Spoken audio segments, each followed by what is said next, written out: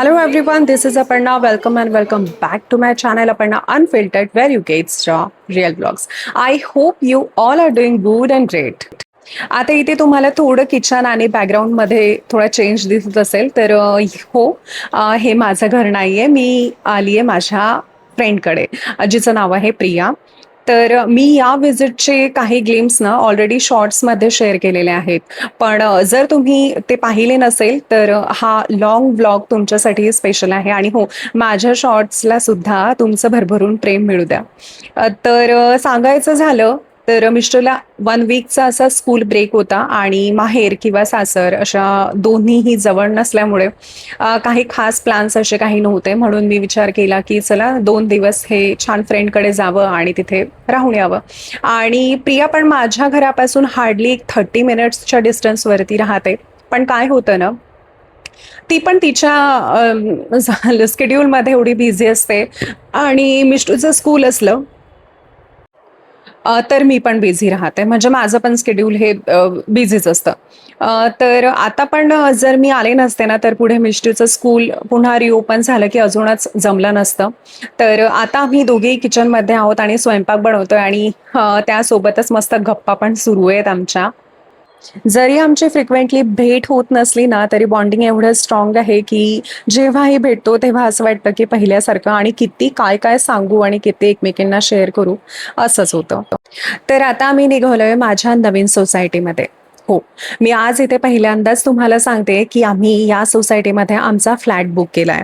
खरंच हा क्षण माझ्यासाठी खरंच खूप खास आहे. सध्या आम्ही इथे राहत नसल्यामुळे माझं इथे येणं थोडं कमीच होतं. म्हणून आज संधी मिळाली, मी प्रियाला म्हटलं की मी, प्रिया आणि तिचे हस्बंड आम्ही दोघी असं सोसायटी बघायला आलो. फ्लॅट बघायची खूप उत्सुकता होती, पण तो अजून अंडर कन्स्ट्रक्शन असल्यामुळे आज जाण्याची अशी एंट्री त्यांनी आम्हाला नव्हती दिली. पण बाहेरूनच पाहून थोडाफार अंदाज आला होता की प्रोजेक्ट हा खूप छान तयार होत आहे.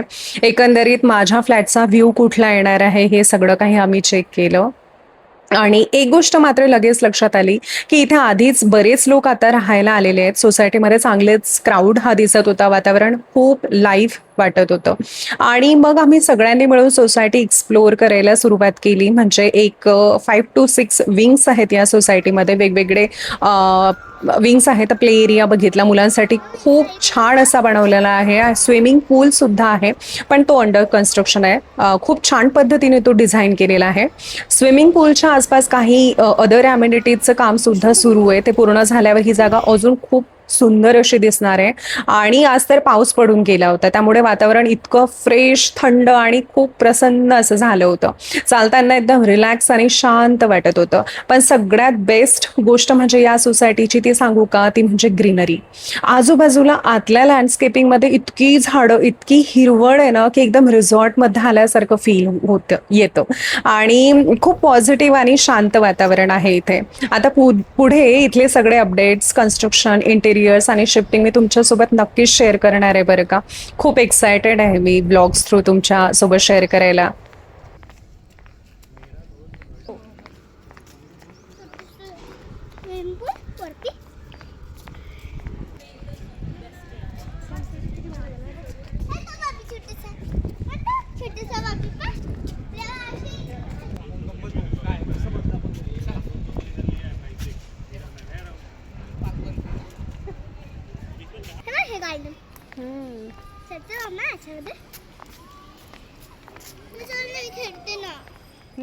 सोसायटी बघून खूप छान वाटलं. मन अगदी खुश झालं होतं. इतकी सुंदर जागा, ग्रीनरी, शांत वातावरण बघून तिथून निघावं असं काही वाटत नव्हतं.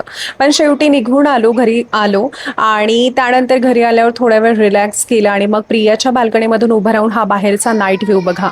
इतका सुंदर वाटतो ना, खरंच सांगते. तो इतका छान दिसतो की थंड हवा, लाईट्सने उजाडलेलं सगळं वातावरण आणि एकदम शांत, रिलॅक्सिंग असा फील येत होता. अशा वेळेस फक्त शांतपणे उभं राहून बाहेर बघत राहावं असं वाटतं. दिवसभराचा पूर्ण थकवा हा एका क्षणात निघून जातो. आणि त्यानंतर थोडा वेळ तिथे बसून गप्पा मारल्या आणि मग आम्ही ठरवलं की चला थोडं वॉकला जाऊयात. मिष्टीला तर प्ले एरियामध्ये जायचंच होतं. तिला कुठेही नेलं तरी प्ले एरिया हाती शोधतेच आणि एक कारण बघून आम्हाला बाहेर काढतेच. तर आधीपासूनच एक्सायटेड ती होती. आणि मग आम्ही सगळे खाली गेलो, वॉक करत होतो, प्ले एरियाकडे निघालो. रात्रीचं वातावरण खूप छान झालं होतं. मी सांगितल्याप्रमाणे पाऊस पडून गेला होता, तर एकदम छान असं वाटत होतं. थंड अशी हवा येत होती, शांत परिसर आणि त्यात हा असा छोटासा वॉक एकदम परफेक्ट वाटत होतं. तर मिष्टी तर प्ले एरियामध्ये गेल्यावर एकदम खुश झाली, खेळत होती ती आणि आम्ही बाजूला वॉक करत होतो. मुलांचा आनंद हाच असतो. तर आपल्यालाही त्यामध्ये आनंद मानावा लागतो. थोड्या वेळ हा तिथेच घालवला, गप्पा मारल्या आणि मग आलो घरी परत. तर असा आमचा दिवस खूप साधा आणि सुंदर गेलेला.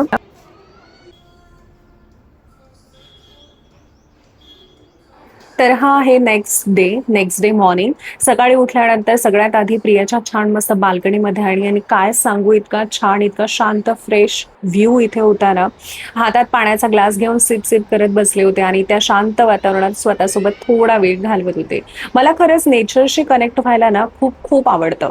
म्हणजे एखादी night party, loud music, crowd यापेक्षा एखादी शांत सुंदर जागा, कमी गर्दी, जिथे खूप अशी ग्रीनरी असेल, शांत बीच असेल, अशी हिरवीगार जागा मी नेहमी नेहमी पीस चूज करेल.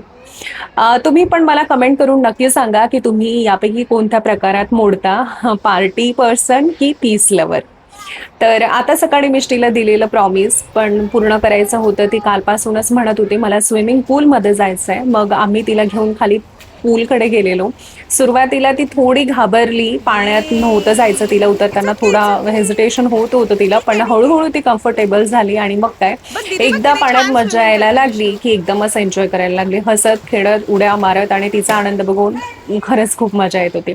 सगळ्यात फनी पार्ट माहिती आहे का, ज्या मिष्टूला सुरुवातीला पाण्याची भीती वाटत होती, शेवटी ती तिथून बाहेर यायलाच तयार नव्हती. आणखी थोडा वेळ अजून खेळायचं असं चालूच होतं. शेवटी समहाऊ तिला बाहेर समजावून काढलं. तर पूलमधली छान मस्त मज्जा करून घरी आलो, रिफ्रेश झालो. प्रियाचे मिस्टर वर्क फ्रॉम होम करत होते आणि ते त्यांच्या लॅपटॉपवर बिझी होते, पण मिष्टू तिला अंकल सोबत मात्र लुडो खेळायचं होतं. तर अशा पद्धतीने अंकलचा 2 ते 3 तासांचा ब्रेक मिष्टूने केला आणि त्यानंतर पिझ्झा, गार्लिक ब्रेड असं मस्त जंक फूड आमचं एन्जॉय केलेलं. भाजी चपाती म्हटलं की आमच्या मॅडमला जेवायला 1 तास लागतो आणि हे असलं खाणं तर एकदम संपवूनच टाकतंय. तर हा ब्लॉग इथेच संपवते. चला भेटूया नेक्स्ट ब्लॉग मध्ये. Till then bye.